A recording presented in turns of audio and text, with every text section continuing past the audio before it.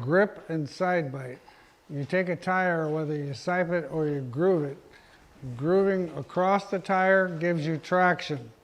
Grooving around the tire will give the car side bite.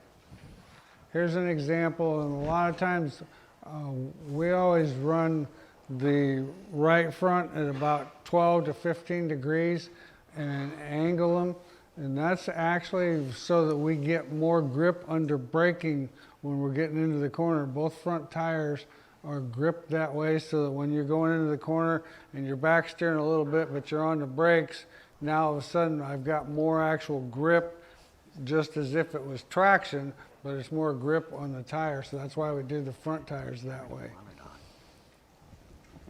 The rear tires, once again, the left rear and right rear, more side bite around, across will give you more grip. So the combination of the two of them, you know, I'm not a huge fan of all kinds of grooves because first of all, we don't have enough tire on the ground to begin with, so I don't know why we're cutting it up. So do you have a grooving, okay, so.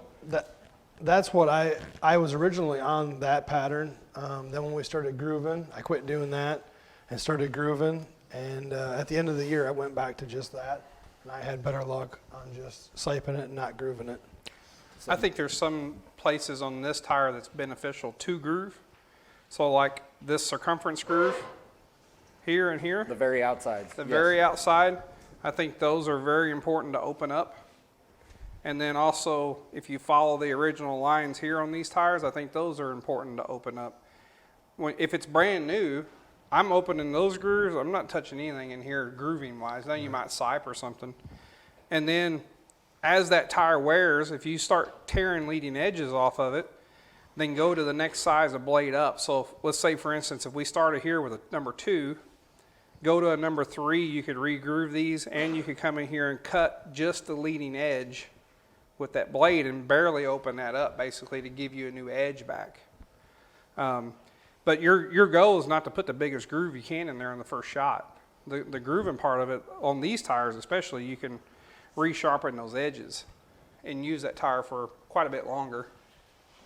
So 2 years ago, because of supply chain issues, they started allowing us to groove the tire in addition to, basically they said you can do whatever you want. So what they did is they created the supply chain issue or shortage of groovers, because all of a sudden, if racers can groove, they need to go out and get a groover. Yeah, I wish I had about 1,000 Van Alstyne grooving irons a couple of years ago, just sitting on them. Even though nobody knew what the hell they were doing, they went out and got one. Well, of course, I was no exception to that rule.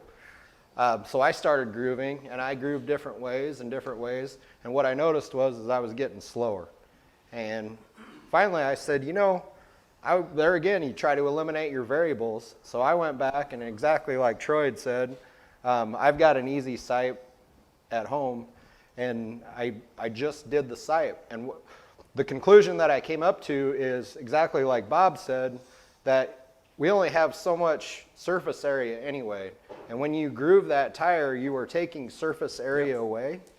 And you take the surface area away, and there's some applications with the tracks real muddy or heavy, it might work pretty decent. But for my experience on the slick, and the smoother that track was, that just siping alone was a way better gig. So last year, the 2022, I did not groove a tire, period, all year.